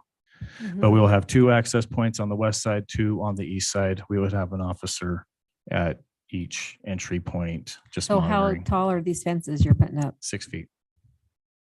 So they could climb them still if Yes. they wanted to get in. I mean, if they're the type of fences I'm thinking of, they could push between the 2 panels. If they So the wanted to. panels will be tied together in certain areas and will not be tied together in other areas in case of an emergency. That's what I was wondering about. if they wanted to get in, they could, but Yeah. it's a deter. It's absolutely a Right. deter. I don't want to see a lot of lines, you know, when people are trying to get in. I don't want to see, 50 people in line because of bags. So but the I entry don't- points will be wide enough that there shouldn't be any lines. The entry points that we're using are the natural entry points that have been used in the past. Quite honestly, this really wouldn't affect entry or exit any more than what we have without the fencing. So what's the yellow? Is that all the vendor tents? That's the vendor tents So and then where that's is the car actually show. are you proposing the fencing? So the fencing is the blue lines. So we had problems at the skate park. So we fenced off the skate park. We fenced off the public safety area. We're utilizing existing fence on the north end of the park and on the east end of the park. And so you'll have a entry on the northeast side. You'll have an entry on the southeast side. You'll have an entry on the northwest side. You'll have an entry on the southwest side, which is where people typically enter anyway. So they can congregate on the northeast, but they would not be able to come in the park right So there. they wouldn't be able to actually enter the park right there. So they wouldn't be able to congregate there. We would fence off the catwalk and we would block off that access to the park on the far northeast side. And we would actually establish fencing that would keep them on that path until they get to the booths. But there will be an entrance point off the catwalk, won't there? Yes. Okay. Because people park up there, don't they? So they will park there. They'll walk the path and they'll come down by the water tower. Oh, okay. So is the skate park encompassed in this? I can't see if the line goes across. Yes, the skate park is It goes encompassed down in the and fenced around. off area. Okay. Yep. But So to the Isn't there sidewalk. events at the skate park? Isn't there? there will still be events at the skate park. There's not one right now. That's open. No, but I meant, There's like the BMX. Roy night, days. Yeah, Yeah. if they Yeah. have an event BMX. scheduled for the skate park, that event will still continue. It's going to be usable space. Okay. The problems we've had is the congregating around the skate park, the congregating in the dead space, and the inability to monitor those that are causing problems as they come and go. We haven't been able to keep them out. the only thing that scares me about fences, if there is some idiot that brings in a weapon or does something, then everyone's gonna panic and there are gonna be fences holding them in. But That's why they're not all completely tied together. There will be Yeah. Yeah. panels that you could push over if you had to. Those panels will be marked, so they'll be readily identifiable as movable. Then the other issue that we noticed that we ran into Yeah. last year is the vendors obviously wanting to make money. They've taken time out of their schedule. They've set up, they're trying to make a profit. We understand that, but we had a stop time of 8:00 PM last year and there was no enforcement. As long as people were continuing to be around, they were continuing to sell. We weren't able to stop that. We weren't able to clear out the area. The longer we had people there, the longer we had those that were causing problems, just hanging out, actually contributing to the problem. Is 8:00 vendor cut off each night? 8:00 is the cutoff on Friday. We made that change last year. Last year, as you mentioned, we made that cutoff, but it wasn't a firm cutoff. And what's the cutoff on Saturday night? That's was a recommendation this year would be changing that to firm 8 o'clock for him to start being able to clear out that area. For the fireworks, but the fireworks, No, they're not there. yeah, but people will sit there probably to watch them. South end of the park will be open. Is the fireworks going to be at the golf course again? Yeah, and So you I can like that see them. idea. I sat there on the ground and I could see them. Yeah. I think it's gonna be a huge safety factor to have those people walk past, because you'll, like you said, you'll have officers at all those entrances. Officers are totally aware of who and what and who they're looking for. And I think that's gonna be a huge benefit to you guys. Us, we're just gonna walk in. Officers are looking to see who's in. So you'll have a combination of uniformed and plainclothes officers there. Yep. I like the it. backpack thing. I'm good. I just know all my granddaughters wear these little backpacks. They put their lip stuff in and their mirror and their lip gloss and their phone and their money. I just think that if they can't bring their little backpack. I think everybody will have a bag. Like we all want our water bottle. We all want our, but But if you're saying no bags, no bags, I mean, where do you delineate?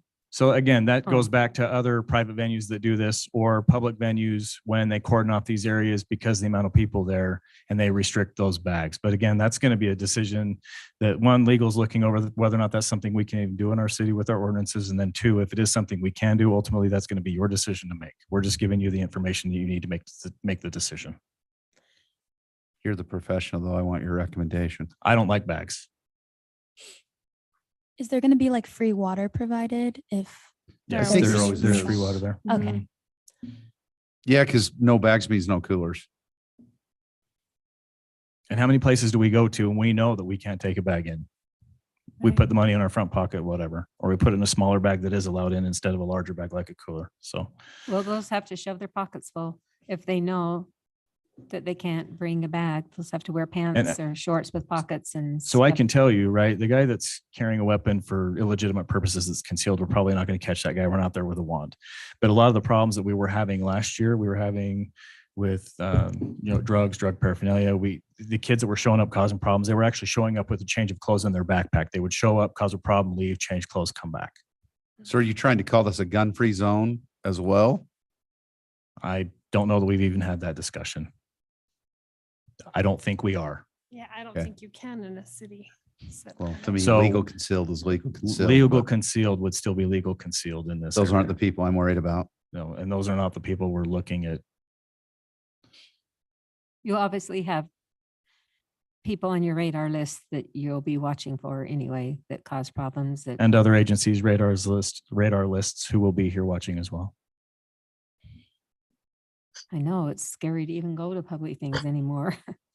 I think you're going to protect your vendors a little more because it is so open, and not saying that if somebody's going to steal something, it's not going to happen after 8 o'clock. But I think you protect that a little bit more, and you have, I like this. How many vendors do like we have this. this year? We're at 102. How many do we have last year? Because that was less. He didn't do the inner circle last year, so I think we were around 75, Yeah. 80 probably. The other benefit to this with the vendors is that enter and exit points are changing with this model. They'll be entering and exiting through the north end, so they will be able to, at that 8 o'clock shut off, actually be able to exit the venue and not be disturbing the public. Where in the past, we pretty much held them hostage till post fireworks, Yeah. which has bared a lot Oh. of strain on them as well as staff to try to get them to be able to haul their stuff out without being able to actually bring their truck or trailer in. So we're good for the salmon bake though. No, nothing. Yeah, Sam bakes the Emerald part. Yes, yes. Yeah. No. Okay. That's a 2-hour event. And yeah. Too many old people. Hmm. Get up there. No, I mean, I don't see a problem with it. I Any mean, further discussion? no. Do it. All right. Thank you. Appreciate the preparation time and efforts put into it. All righty, moving right along. City manager and council report. Matt, what other good items do you have for us? A couple of things. Farmers Market, we did that RFP. They are going to be starting on August 3rd at the America First Building. Good.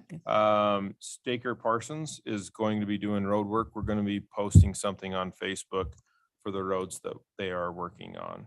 On the That's an farmer's annual. market, is that going to be going on during road days too? I think that was her idea is what she was wanting. Is it gonna, I don't know where they're doing it and how they're The planning it. Wednesday night. Is it gonna be a problem with the staging of the parade or the exiting of the parade? Well, because Well, it was only on Wednesday night. Oh, okay. Yep, Never so mind. not Saturday. So Sorry. it's just Wednesday night. Yeah. You've all received an email about the Roy Days with the time and the events. So if you have any questions on that, please get with us. And then last but not least, Pioneers Day Parade is coming up. We've decided to put a float in as the new fire truck. We are near the end of the parade, but we also need a list of the council members that would like to attend that event. So. please What get day with is it? us. It is the 25th of July, What time? 8 a.m. I'm out. Just like, I think we're going to the fish farm that morning and my grandkids and Okay. I mean, yeah. Right now, it's just me. Is that the best we can get? It's the back of the parade? Come on. We got the nicest truck in the county. I agree. I agree. Who's in charge of that parade? Hey, Matt, what are the hours on that farmer's market? I don't have any, what's that? 5 to 8. 5 to 8. I'd love to, but I will not be in the county, the city. I'll be at the far end of the state on Monday morning, so I think you might be too. Hopefully you take your wife. with you. I'm gonna hit reverse really quick. Do we need to vote on any of the public safety measures? Or is that just FYI? Of a direction. Yeah, you could give direction. We're good then. Move forward. Okay, that's all I have though. City manager, council report. I do have a question, since how Ross is here. An update. I know, Councilmember Scadden give us a brief update, last council meeting, but there's still discussions and questions. I have a pretty good understanding, but I think it'd be good for, everybody to have a good understanding of where we're at with the pool and the timeline. We talked about funding, obviously, but more mechanical and that, if you wouldn't mind updating us, Ross, please. We had the mechanical engineer came in and he's looked it over. He got with us today and said he will have an estimated price by the end of this week, first of next week. And he says he will not have it out to go for proposal until probably mid-August. You mean a So bid for it the won't go boiler? out for RFP until mid-August. Yes. correct. And then it'll go from there. And we're having a hard time getting anybody to commit a time in for plastering the pool. So RFP, how long does that last for? We'll advertise for 2 weeks. And then we'll have. So the close soonest we would have an approval would be council meeting in September. September.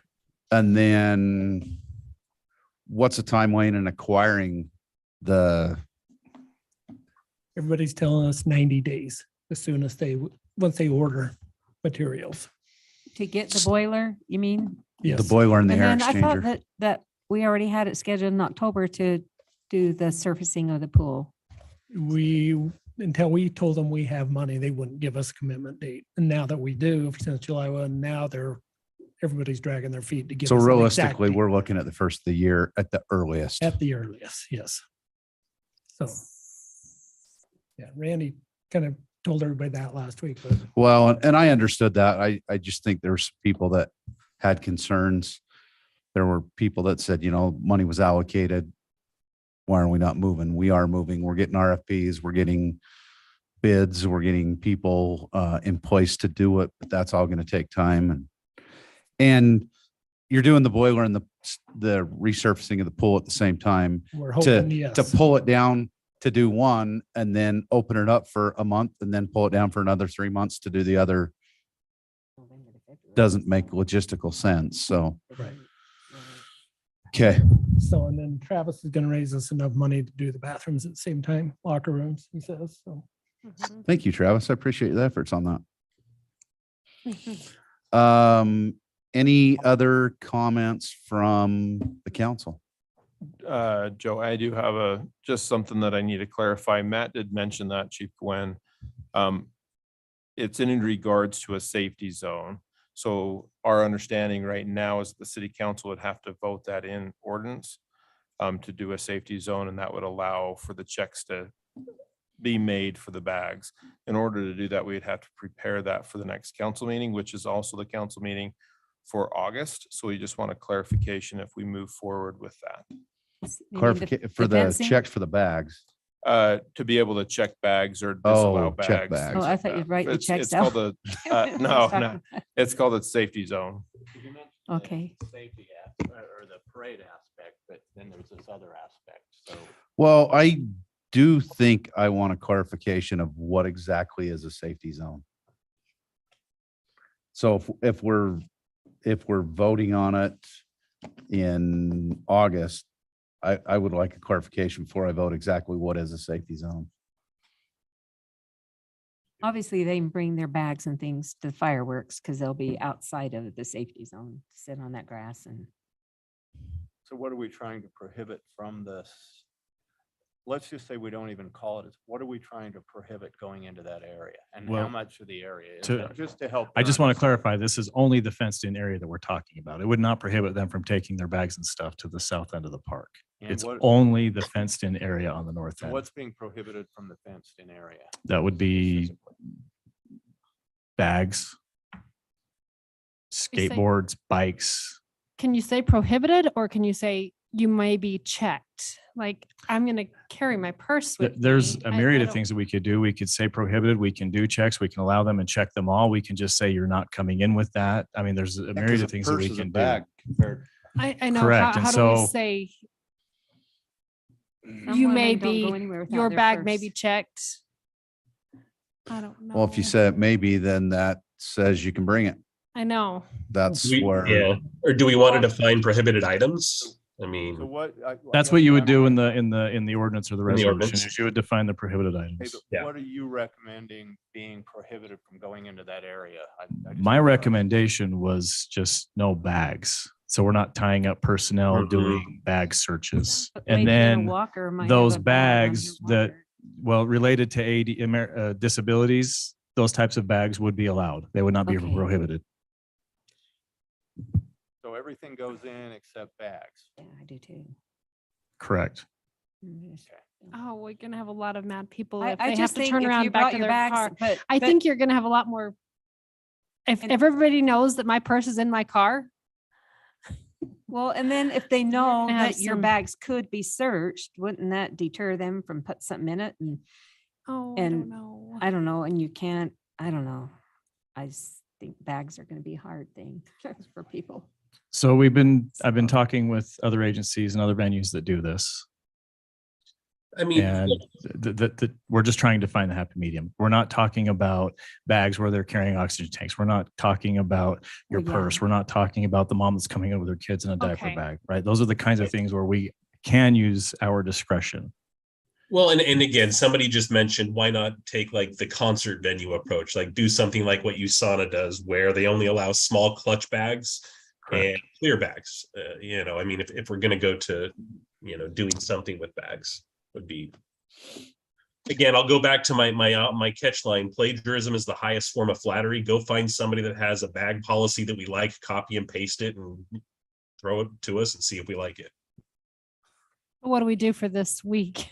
Because you're Well, to this week. we have up till Like- next council meeting to Yeah. vote on it, but Yeah. they've got to come with something proposed. What is the council comfortable with versus what staff comfortable with? Can you say no backpacks instead of no bags? Is that? They're gonna is carry there a duffel bag wording? on So their side. yeah, Right. and we're looking at other language and stuff. I mean, but when we start talking about nuances like that, then, we have a much bigger problem, right? We can. I mean, the biggest thing I worry about is diaper bag, small personal item. I don't know. My merce that I bring. So I mean, So the approach we would be taking is be just like that, like a concert venue, like the Delta Center, the rodeo, Weber County Fair. Like they all have these policies in place and people still show up and actually pay to go in. Yeah. So, I know Mavericks. but we're still working on that. We don't know what it looks like. The idea was here just to get the conversation going and see what it was as far as the direction you guys wanted. throw something at us and we'll figure it out. I mean, I think it's probably what can legal say can be upheld. Where do you uphold bags? Well, and Well, I'll and then tell what you about- too, if you guys don't want to go there, then we're wasting our time even looking into it. Well, I'm just saying, like, when I went to the Maverick Center and parked miles away and got up to the venue and they went, no purses. And I'm like, are you kidding me? So what you can do about them people that know that park so far away because there's no parking, and then they get up there with their bag. And then We can easily add more signage in the parking lots too. Mhm. A-frames and stuff like that. So Yeah, people I think that the, where they actually get. right, because the word would have to get out, or you're gonna have some ornery people that walk a long ways after they parked and then get up there and you tell them they can't take their bag in. Because I know I was mad when I was at the Maverick Center. I'm like, Can we can we use more verbiage like bags may be checked? And then in turn that would deter. But then I'm sitting on the wings watching and hey, they're not checking any bags. So Sneak on in. I'm throwing my bag over the fence and nobody's looking. And I don't know. Well, I At think some kids point will- when you have to regulate it to death, I don't know. I won't. So I And think we're not trying in- to do that, right? I mean, I'm confident that we have a great group of people that can use discretion and make those Yeah, decisions I think you. at the time. Because Right. But kids in are order gonna to throw bags provide that over the fence. opportunity, we started looking into this because of issues we've had in the past, because of issues cities have had that immediately surround us this year. Right? Parking is a whole other problem that we hope to address in the future. But, you know, we were asked to look at these ideas. We were asked to look at what we could do to make our event more safe, have less problems. These are the things that we've come up with. Ultimately, the decision's up to you. Again, we're just giving you the information that you need to make the decision. Yeah, because kids will hide their bag somewhere or have their friends throw it over to them once they get inside. I mean, they always find a way around. I just hate that we've come to these things that we have to. Yeah, just can't be. I like the verbiage, bags may be checked. We have done that in the past of saying a deterrence, but there's Mhm. no enforcement. We can't legally go check bags though. And there's, think that's- unless you have some reason, you can't go up to somebody and say, let me look in your bag, can you? Correct. And that's why we would need this ordinance, because that would actually give us That safe zone the authority to do designation. that. Couldn't legally check bags. No, they're in a public place. Not unless you had a They- dog. They have there a right to sniffing. be there. They have a right to have their bag there. The whole purpose of looking and researching this ordinance is to determine, one, whether or not we can do it. And then if we can do it, what do we want to do for this particular event? So to Andy's point, that was the question. Is this something you even want us to look at? Because if you guys aren't on board with even addressing it, then we are just wasting our time. Well, and again, Can we I have to we have to address it in an incredibly short time frame as well. Correct. Mhm. So again, we have to go into it with the wherewithal to say, yes, we're going to approve it. And then if we find it to be too over onerous, then we modify it for next year if we get too much pushback. Can we do something to the aspect of put fences up and agree to fences, maybe not bags this year, and see how it works, see how the public responds to the fences?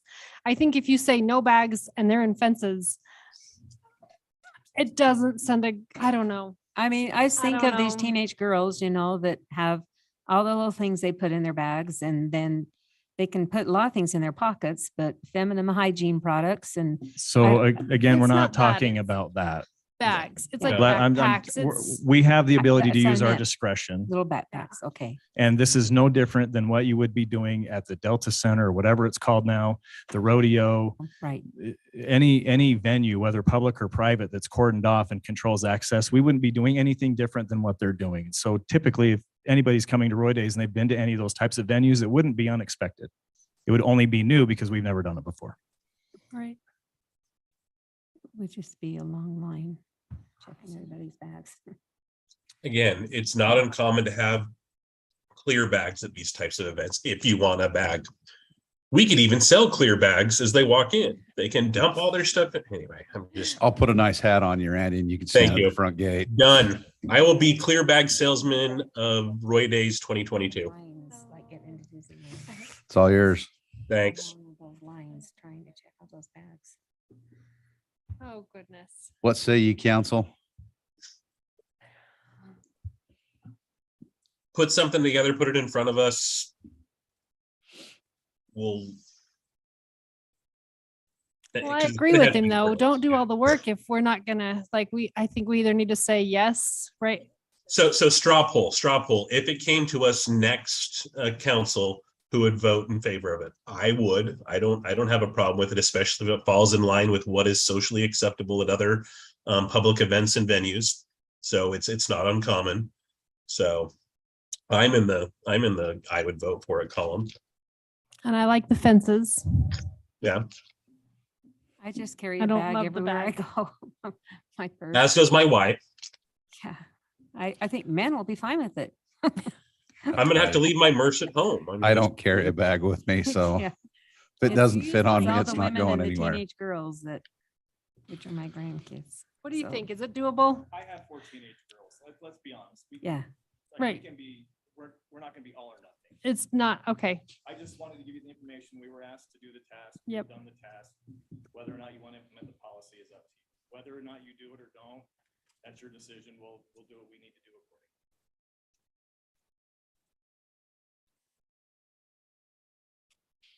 Okay, do it. What do you? Do it. I think if you would have to just get that information out, like I said, if you have people that show up with their bags and you tell them they can't get in, then could you say, well, then can I check your bag and then I'll let you in? Or walk back to your car a mile away and put it Do away? we have the right to check bags? Yeah. So if we have the right to prohibit them, then we would have the right to check them if they want to bring them in. We would check them, and if there's anything of any concern, we could turn them away. So as soon as you say that, that opens the door to. So we would, yeah, check. and we would actually post signage. Bags are prohibited, subject to search, whatever language we would need would actually So be to check, posted yeah. at all of the entrances. We would post it on social media. That information would go out. I like. Yeah, bags I are just know a lot of subject to older people don't search. have Yep. social media No, I that like it. always carry a No, but purse. it'd be But signs, obviously, you're not right? gonna look at those people Okay. and know that they don't have anything in their bag. I'm good with it. Yeah. What do you say, Ann? I just know all my family's gonna complain about it, but I'll say just wear pants with big pockets. So I think, like he said, if they show up and then you tell them they can go in, but they have, we need to look at your bag then. And if they're fine with that, then just say no bags. And Sounds like we have enough support to proceed with coming up with verbiage, and we'll vote on it on August 2nd. All right. Anything else? Nevaeh, anything from the school youth council? Same. Not this time, but next council meeting, I will have something. Okay. Anything else? Yeah, real quick, just want to quickly acknowledge first Fire for the fantastic push-in ceremony of the new engine. It was very, very well attended by the broader community, even with the inclement weather. But that was very, very enjoyable, and I just want to say thank you for putting that on and for welcoming the general community to that, and then also to Chief Gwynn, as well as police and fire for inviting us. And I know that Councilmember Sophie Paul also attended the alert training that they did over at Roy Junior High. Very, very eye-opening, and would highly, highly recommend anybody and everybody that can take and participate in those in the future to do that. The training that they actually do and receive there is legitimately, exactly like what they do in the wild. Trust me, I can still feel the tourniquet on my right leg, upper thigh, from the simulated injury that I actually received. But just wanted to extend my heartfelt thanks to both police and fire for just their efforts this past week. And a quick comment for Miss Roy. I was able to be a part of that this last week, and the scholarships that the city puts forward for the top contestants, for the winning candidates. That was, every one of them said, thank you. I got more thank yous than, yeah, it was pretty cool. They were very appreciative of the city, Yes. and it was good to kick off Roy Days. I got to Yeah. welcome everybody into that and kick off Roy Days. So a good So event. I was out of town all last week, and so I missed the concert in the park. Did anybody go to that? How did that? More attendance than it was a last. pretty good turnout. So, okay, who performed? What was that? Hail Family Fiddlers. Oh, okay. Well, All right. Anything else? Otherwise, I'll entertain a motion. Motion to adjourn. I will second that. All in favor? I. Aye. All right. Meeting adjourned at 7:29 PM on July 19th. Thank you all for coming. Thanks all.